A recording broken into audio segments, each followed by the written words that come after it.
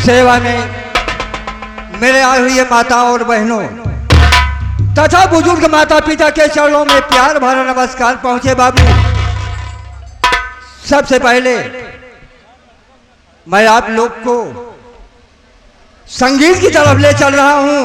ये हमारे संगीत का दूसरा सीरियल चल रहा है।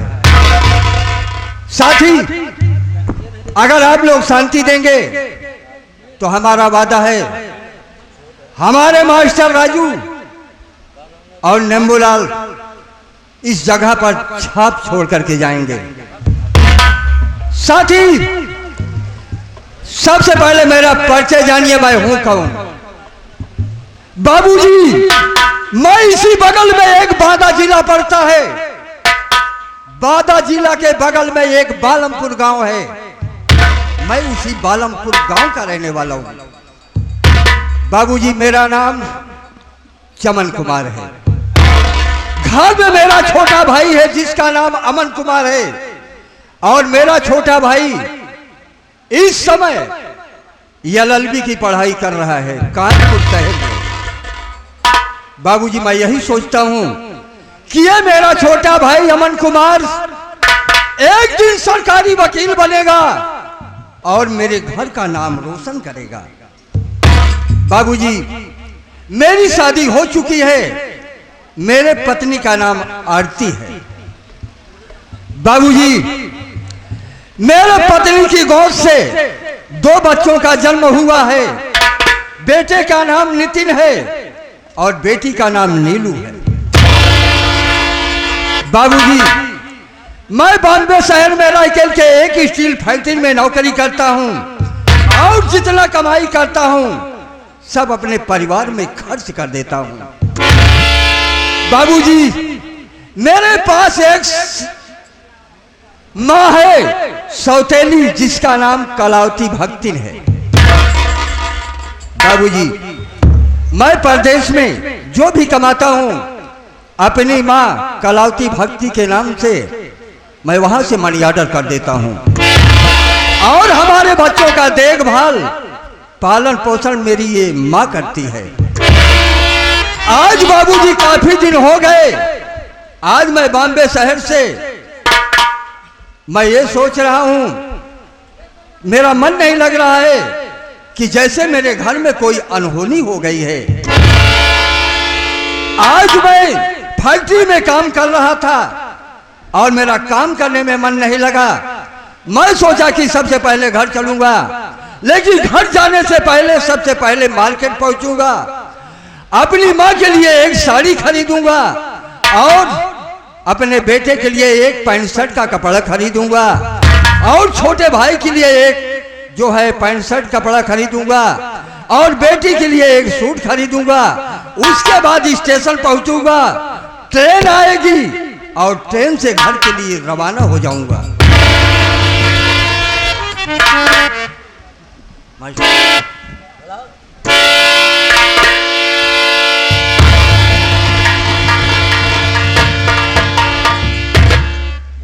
हम कहे भैया जयराम।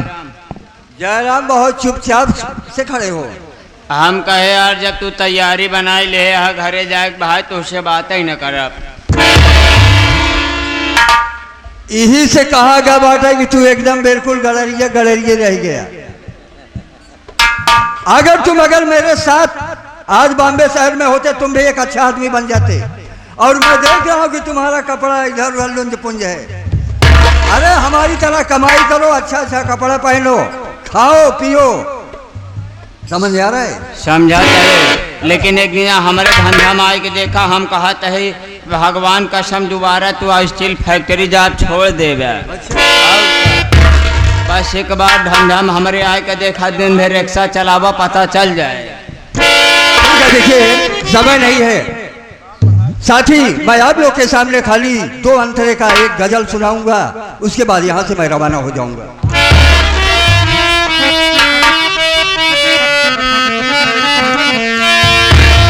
या मेरे मालिकी, मैं उन लाचारों में से हूँ, और जिसके पास कुछ नहीं मैं उन खरीदारों में हूँ। तो भगवान है भक्तों का सहारा, और मुसीबत जब भक्तों पर दिया पड़ी तो हमेशा मालिक दिया है। साथी, इस दुनिया में कोई आदमी अमीर है, कोई गरीब है, कोई मजदूरी करता है, लेकिन कोई नौकरी करता है। आप लोग गरीबी की हाल आप लोग सुन लीजिए, होता क्या है।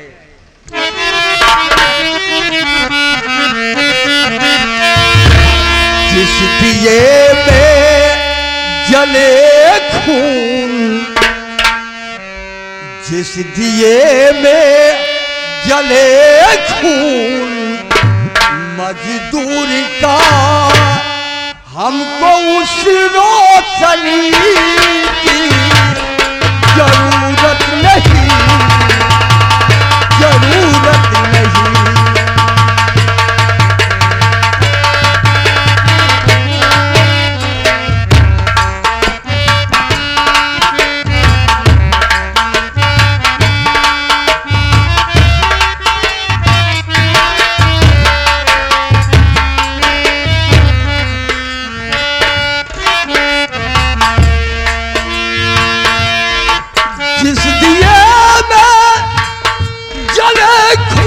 मजदूरी का हमको उस रोशनी की जरूरत नहीं।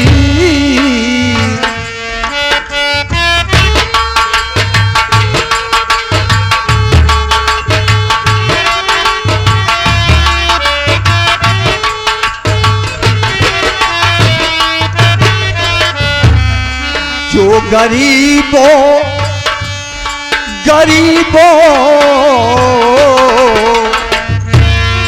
जो गरीबों की फरियाद सुन ना सके, हाय सुन ना सके, उस हुकूमत की हमको जरूरत नहीं, जरूरत नहीं।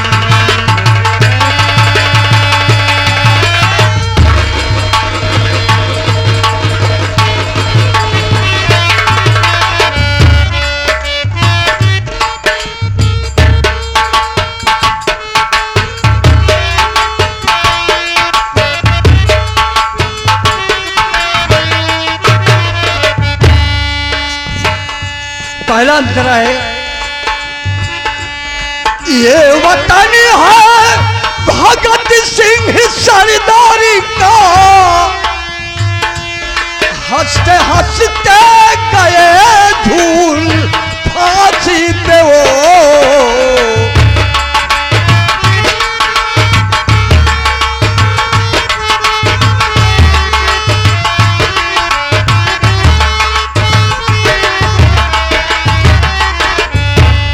ये वतन है भगत सिंह सरदारी का, हंसते हंसते गए धूल फांसी पे वो।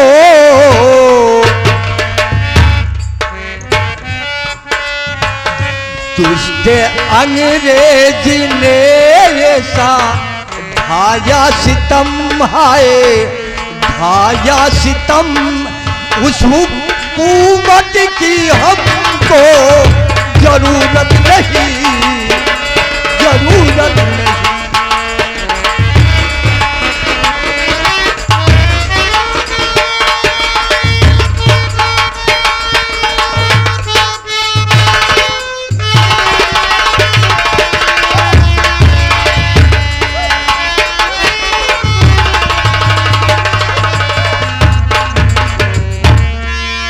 साथी, एक अंतर आप लोग के सामने मैं और सुनाऊंगा, उसके बाद मैं यहाँ चला जाऊंगा।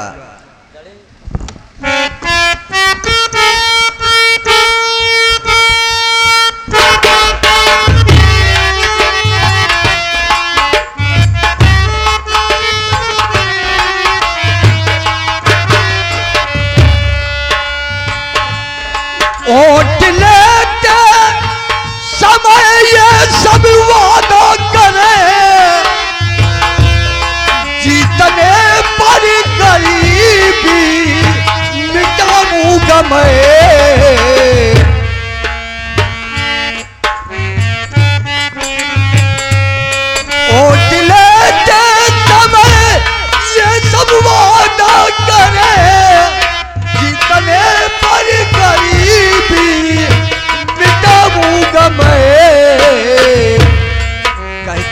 आरती कहते आरती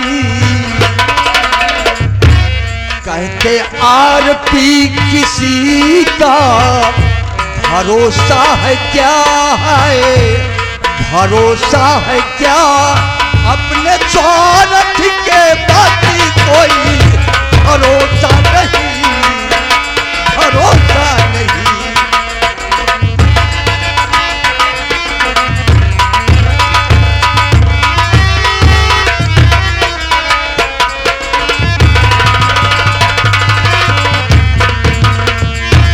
जिस दिए में जले खून मजदूर का हमको उस रोशनी की जरूरत नहीं जरूरत नहीं।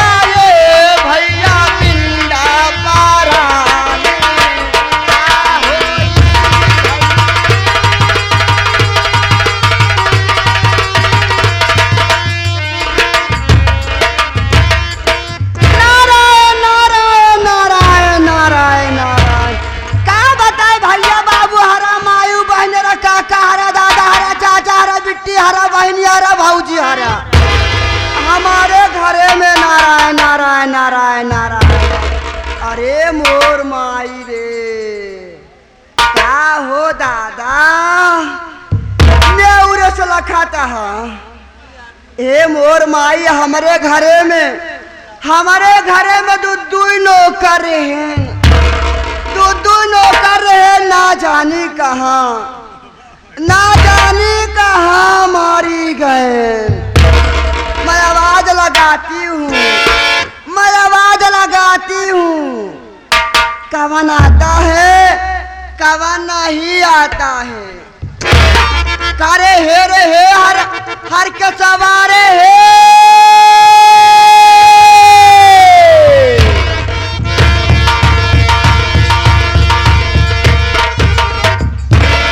हम कहे माई पे लगही,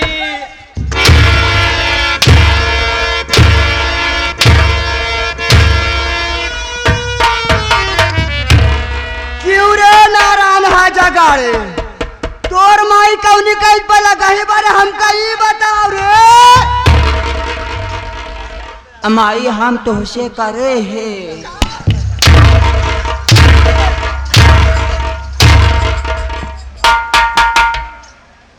क्या करे रे माई तुझसे ले है।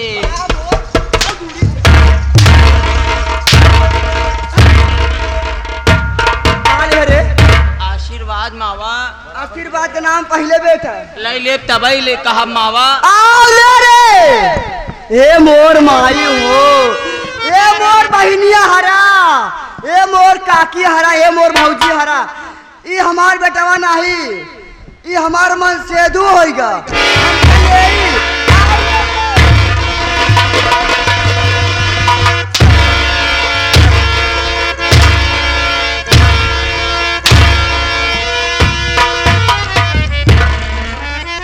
मावा हम तुझसे आशीर्वाद ले हे, तू गलत समझत क्या मावा?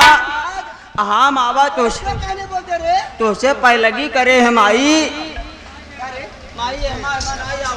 ई बता तोर माई खलाबाद से आवत है, इतनी देर हो गई, इतनी देर हो गया, फड़फड़ा दिया, चिल्ला दिया, कहाँ रहे रे बता माई?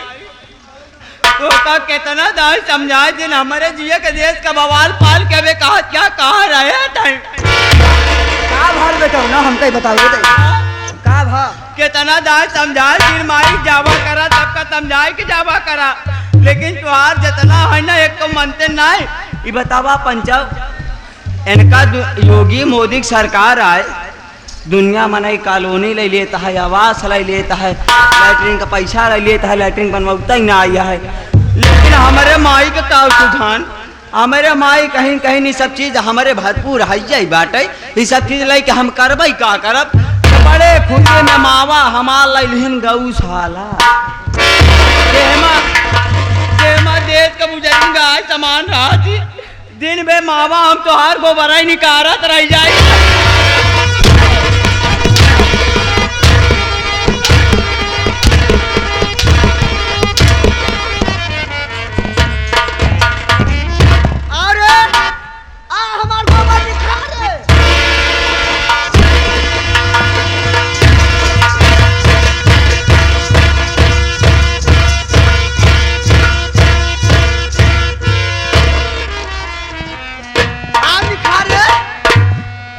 चल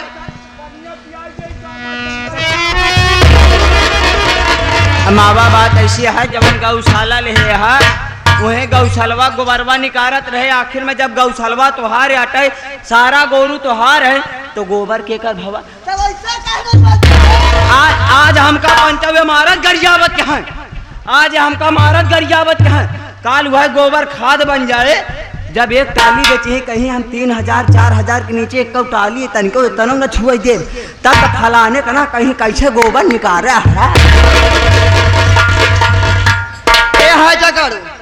यहाँ रे देख समय देख कर, हाँ मावा बोर ना हो पाई। सही है मावा। नहीं मायू भाई जोन दहिनाटी बैठा बुढ़ाऊ ना हाँ मावा मोटा टेवत है, कहीं बढ़ा जगाड़ू हरन के मट्टी चली माई हो, अरे हम मोटा बिल लेबै ए मावा का जानन हम कहबे मावा हो का रे या जौन बुढ़ाऊ बैठा है सवाल मोहम दांत ना है ई दहिनाटी मोछल वाले कहते हैं मावा, मोछल वाले हां हाँ इन्हें फूल मैनेजर साहब कहते हैं। अच्छा ए माइया का रे ए मोछा हमका कहन कि चला जा एक लोटा गंगा जल लै ले, अपने माई का पियाई दे अपा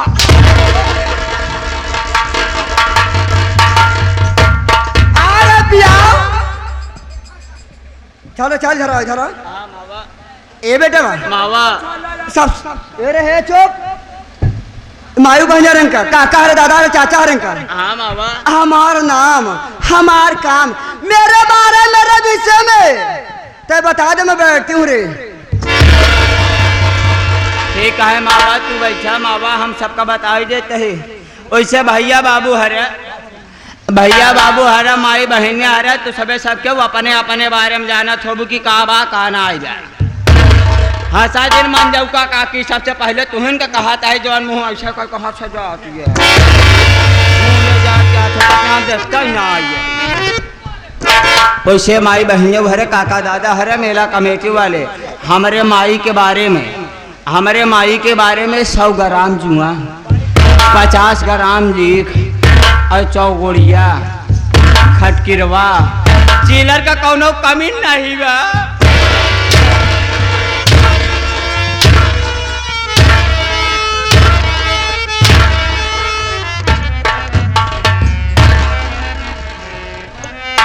का रे हिया रे हिया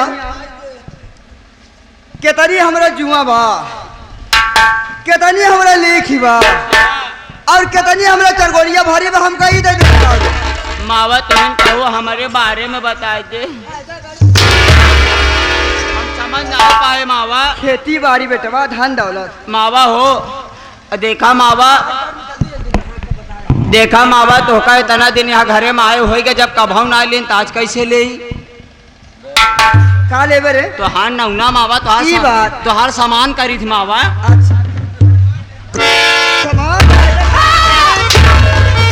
का कहा तो सम्मान बेटवा सम्मान करी थी मावा। हाँ तुहरे आगे तोहार नाम ना ले ना कल गांव देश कलौंडे का कहीं हाँ। कहीं बतावा एक बीता भरे कलौंडा अपने माई बाबू कहाँ है, अपने महतारी कैसे नाम लग बुलावा था, का इज्जत बात है तोहार मान सम्मान इज्जत करी मावा। हम हाँ बेटा, उसे बैठ जाओ। अपने मुँह से तू खुद ही बता दे मावा, हम बैठ जाते हैं। सही का बताए भैया बाबू हरा मायू बहनियारा, मैं बालमपुर रहने वाली हूँ, मैं बालमपुर रहने वाली, मेरा नाम है कलावती भक्ति।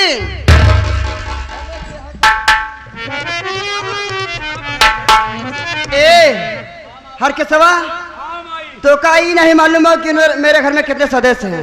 नहीं पता है भाई, नहीं पता है। कार्य तने उरस में रखा था मावा कार्य। अच्छा एक बात ही बतावा, हम सब बहुत जानता ही हो गए, लेकिन जब भैया बाबू हरे ना जने तो हमका शौक बाइला मैं पहले इनका सब एक बतावा।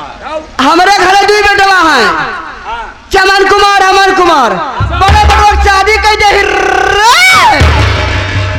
बड़के भैया शादी हाँ रे और दो हमरे नाती हैं हाँ के मावा नीलू और वो जन पटहिवा बा का कहा दी रे वो का कहा तो का मालूम बा नहीं मावा। नितिलवा